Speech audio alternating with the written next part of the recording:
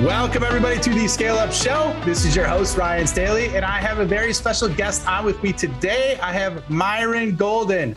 Myron is one of my absolute favorite people when it comes to speaking from the stage and completely dynamic with what he's doing over at Skillionaire Enterprises. Myron, welcome. Happy to have you on, man.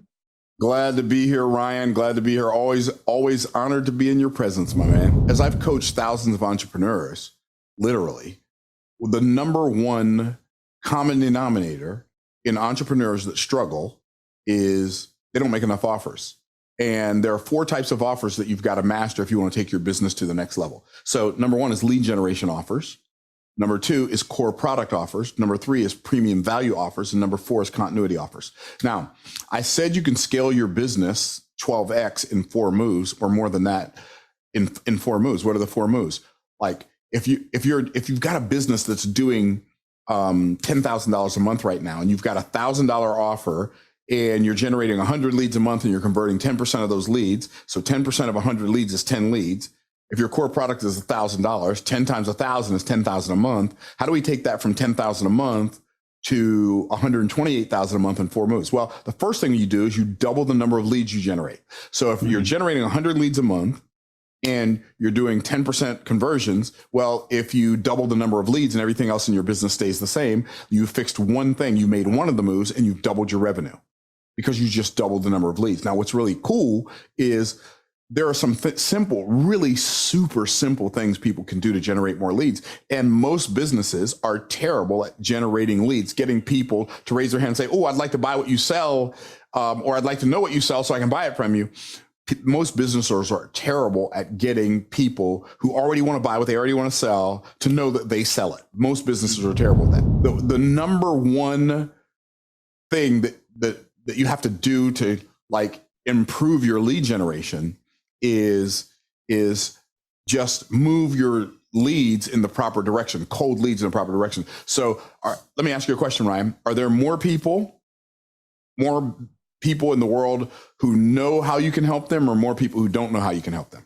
Oh, more that don't know how you can help them easily. Okay. Right. So the people that don't know how you can help them and they don't know that you can help them, we call that a cold audience, right? So there are more people in your cold audience than there are in your warm audience. There are more people in your cold audience than there are in your hot audience. So hot audience people are people that know you can help them, they believe you can help them, and they are willing to let you help them. Warm audience people are people, they know they have a problem, they know you can help them, and they are open to hearing what you have to say. Cold audiences, they don't know you exist. They don't know you can help them. If you told them you could help them, they wouldn't believe you. They're cold. They just don't trust you. So the one thing that you can do that'll change the game is move cold audience people in the right direction. What does that mean? Most people, when they advertise, they are attempting to move cold audience participants in the direction of toward pleasure. So they'll say, if they're weight loss, for instance, they'll say 7 things you can do to lose 7 pounds in 7 days. And then anybody who doesn't know them is going to say, nah, that's baloney. That doesn't work. Right. And then or if they're in the make money niche, they'll say 7 steps to 7 figures. Well, nobody knows 7 steps to 7 figures. And so they're attempting to move people towards pleasure. But if you attempt to move people towards pleasure, if they don't know you, they don't trust you, and they don't believe you. So never talk to a cold audience about a positive outcome. Instead, warn a cold audience about a negative outcome. So instead of saying 7 steps to losing 7 pounds in 7 days, say, warning, the 7 foods you should absolutely avoid unless you want weight to stick to you like glue. There's 7 foods that'll make weight stick to me like glue. What are they? Right? So because people are more naturally negative than positive, when you are warning people about a negative outcome, they're more likely to believe you. And by the way, most businesses could drastically and radically improve their sales conversions. The reason they're so bad at selling is, well, there are a bunch of reasons. So I was going to say the reason they're so bad at selling but the reasons they are so bad at selling are number one reason most people are terrible at selling is because they are trying to get people to buy. That is always a mistake, because if you try to get them to buy, they're going to resist. So if you become more nonchalant about whether or not they say yes to your offer, if you disconnect yourself from the need for that person to say yes, if you remove your quote fear of rejection and just say, I have this thing that's really, really good and it can help you. If you think it can help you, buy it. If you don't think it can help you, don't buy it. And if you totally disconnect from your need for them to buy, the more they feel like you don't need them to buy, the more likely they are to buy. The more they feel like you need them to buy, they think they're helping you, and the less likely they are to buy. So that's you can improve your conversions just by divorcing yourself from the need for a yes answer. That's one. I mean, that's just one. That's one thing you can do. The other thing is don't try to get people to buy, but instead create an environment that makes people feel like buying.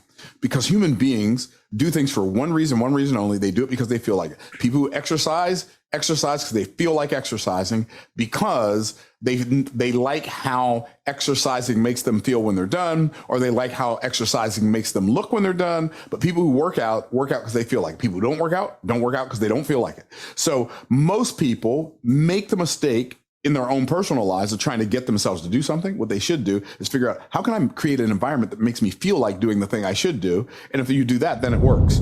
The story we tell ourselves about a thing is the thing that gives us feelings about that thing. That's why it's so important when you're selling to tell stories that create emotions that people can relate to, right? And so if I tell myself, you know what, I've got a 2-year-old granddaughter. If I say, you know what, if I don't work out like I'm supposed to and eat like I'm supposed to and drink plenty of water, you know what? I'm going to miss out on my granddaughter growing up, because I'm 60 years old and she's 2. I want to be there. I want to dance with my granddaughter at her wedding, right? And so that makes me feel like working out. Whereas when I look at working out and I look at the weights, the equipment that I work out on, and I think about all of the reps, and I think about getting on that rowing machine, I think about getting on that assault bike, and I think about doing chin-ups, and I think about getting on my total gym, that does not make me feel excited. It's impossible for anything to only be bad, and it's impossible for anything to only be good. What does that mean? Well, have you ever seen a one-sided piece of bread? No. What about a one-sided piece of paper? Have you ever seen a one-sided coin? No, I haven't seen that. One-sided pancake? Nope. No. You know why? Why have you never seen any of those things? Why? Because they don't exist. Well, that's close. But it's not because they don't exist. It's because they can't exist. Think about that. It's not that they don't exist. It's impossible to have a one-sided piece of paper. If you have one side of the piece of paper, it has to have the other side, right?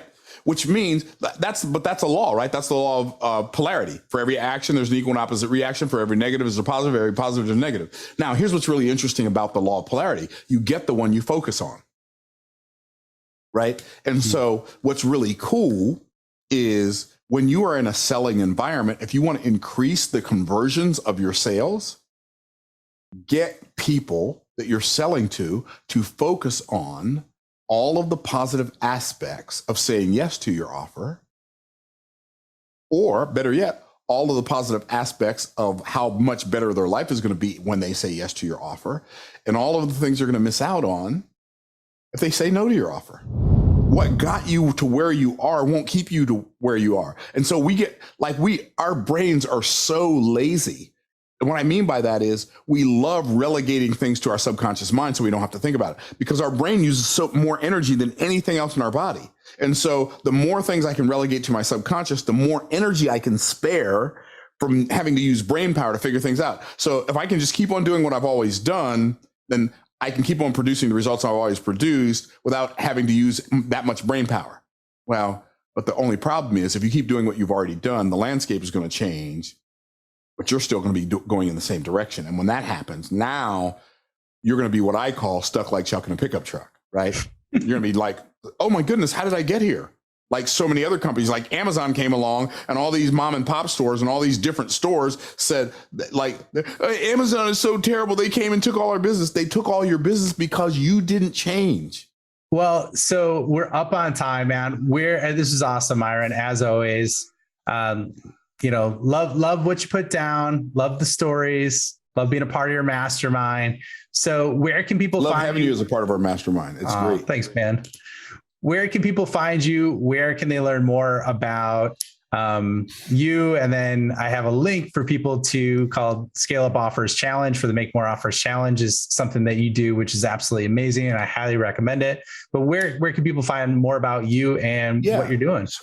So what's really cool is you can find me pretty much anywhere and everywhere. Instagram is the best place to reach out to me, though. If you have something you want to say to me or something you want to ask me, I'm at Myron Golden. There are some fake ones on there. So it's just my name, MYRONGOLDEN. There's no dashes, no spaces, no underscores, no anything, just Myron Golden. And on Instagram, on Facebook, my Facebook page is The Myron Golden, THE, The Myron Golden. Obviously, if you Google me, you're going to find me like everywhere. And, but yeah, I like the scaleupofferschallenge.com. Like it'll change your life if you are an entrepreneur. It will be an experience unlike anything you've ever had. So I went through it myself. It was awesome. So I'd highly recommend it. The link will be in the comments. So feel free to check it out. And I highly recommend that you do. Not only is Myron highly educational with what he teaches you, but he's highly entertaining with his perspective. So thanks. Yeah. Thanks for being on, man. I appreciate you. It was a pleasure having you on the show. My pleasure, bro. My pleasure. Always. Anytime I can hang out with Ryan Staley, I'm all about it. Thanks, Myron.